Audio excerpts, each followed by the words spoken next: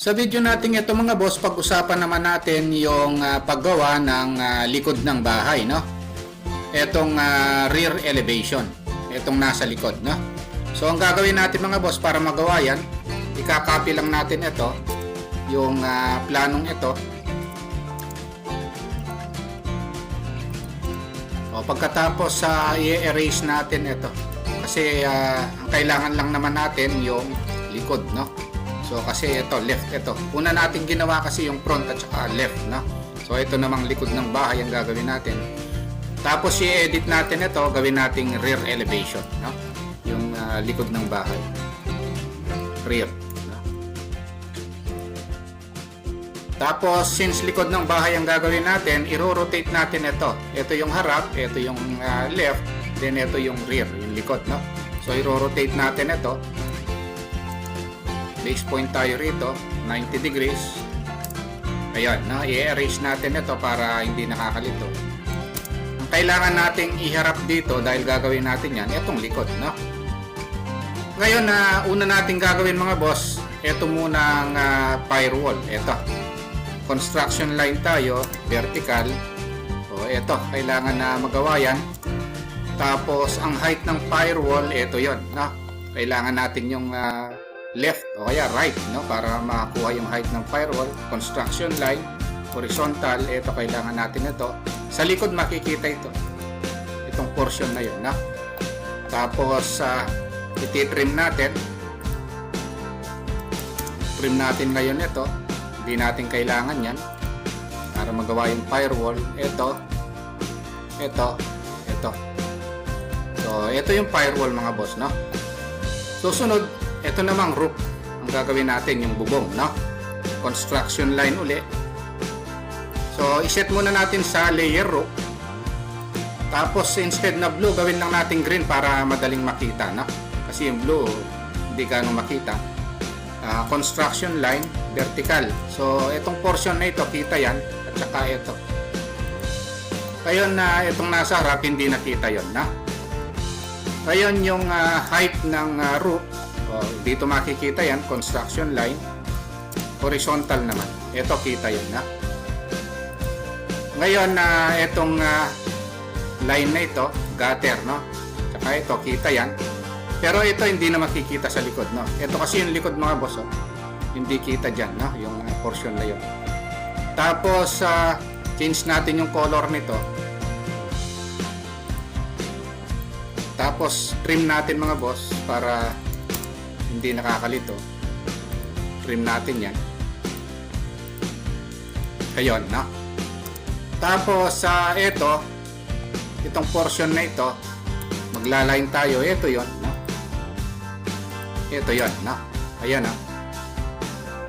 Tapos trim na lang tayo. Trim natin ito. Ito. Tapos ito. Ayan, na.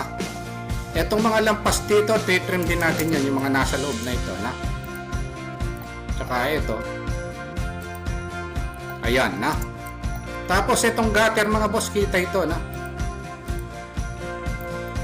Copy na lang natin. Makikita dun yan. Hawakan dito, ilagay dun, na. Kasi kung meron naman ang gutter sa ibang elevation, copy na lang natin, no? Nakaka-copy naman yan. Erase natin ito. Ayan, na. Tapos trim natin itong sobra.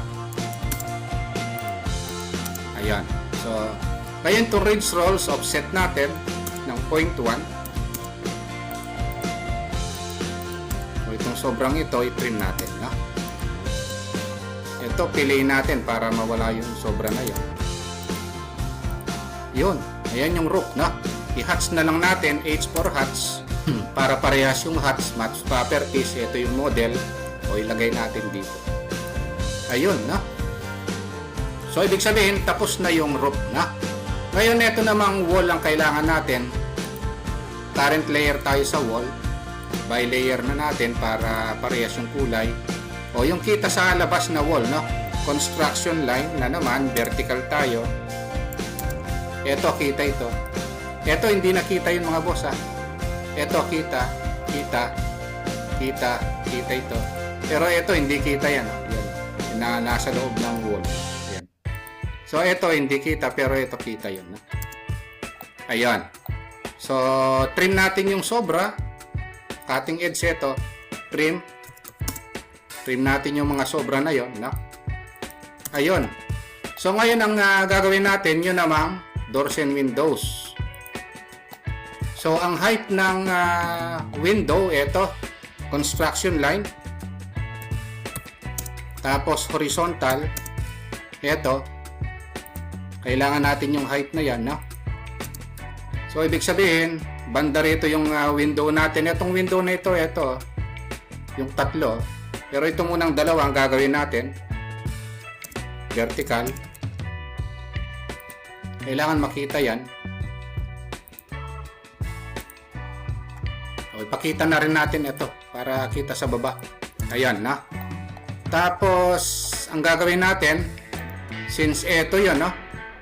Ito yung portion rectangle tayo. Ito yun. Tapos ito naman, ito yon. Erase natin ito. Erase na natin yon. Ayan na. So erase natin ito. Ayan yung window, no. Ito pa lang isang ito na erase, no. Ulitin lang natin. Construction line vertical. Ayan na. So, banda rito yan, no? Ka-level yan nitong window na ito. Ayan, na. Tapos, trim na lang natin.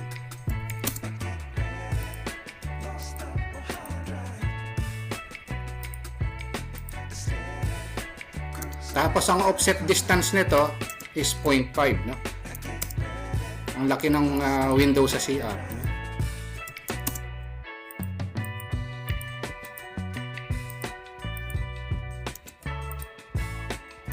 Tapos rectangle na lang natin para lumitaw yan. O, pwede na nating erase ito. Ayan yung istorya ng mga window, no? Tapos yung offset na lang natin. 0.05. Papasok. Ito.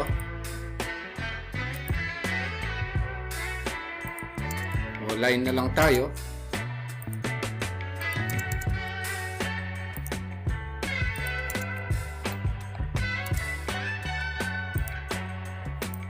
Tapos offset na lang, no? 0.05 na rin kabilaan para design lang naman natin ito mga boss. Sample lang naman ito, no? Kayo bahala na kayo kung ano yung sample nyo. Tapos 0.02 na lang dito.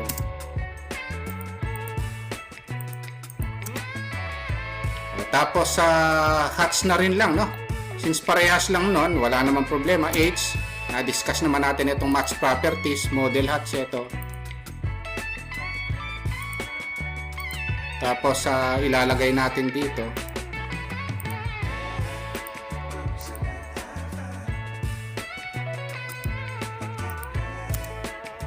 Okay, ayun mga boss, no, kahit paano nagka-idea kayo kung paano ginawa itong rear elevation, no, o yung likod ng bahay, no. Kasi ginawa na natin dati itong front at saka itong left. Sana panoorin nyo rin mga boss kung paano ginawa itong front at saka itong left. Okay, ayun lang mga boss, no, yung rear elevation natin. Kung nagustuhan nyo mga boss, no, itong video natin, at bago pa lang kayo sa maliit pa lang nating channel, huwag nyo po sanang kalimutang pindutin yung subscribe, no. Isama nyo na rin po yung like at notification bell. Thank you very much at God bless po sa inyong lahat.